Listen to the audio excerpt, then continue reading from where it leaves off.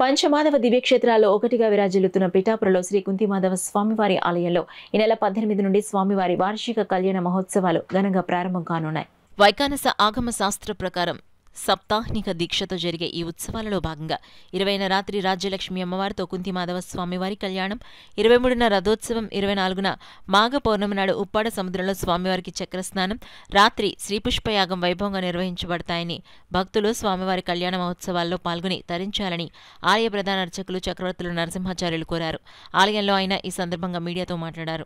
ఆంధ్రప్రదేశ్ కాకినాడ జిల్లా పీఠికాపురి గ్రామంలో ఏం చేసినటువంటి శ్రీభూ సమేత శ్రీ కుంతిమాధవ స్వామివారి యొక్క దేవాలయంలో 18/2/2024 నుండి 25/2/24 వరకు కూడా స్వామివారి యొక్క కళ్యాణ మహోత్సవ కార్యక్రమాలు ప్రారంభమవుతున్నాయి.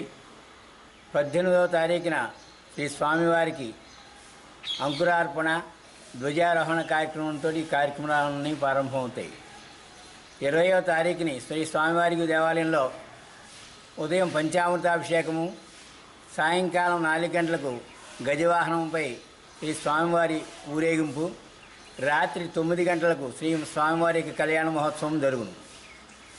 23వ తారీఖుని శ్రీ స్వామివారి యొక్క దేవాలయంలో ఆ రోజు రథోత్సవ సందర్భంగా స్వామివారిని రథం మీద తీసుకుని రథోత్సవం కార్యక్రమం జరుగుతుంది.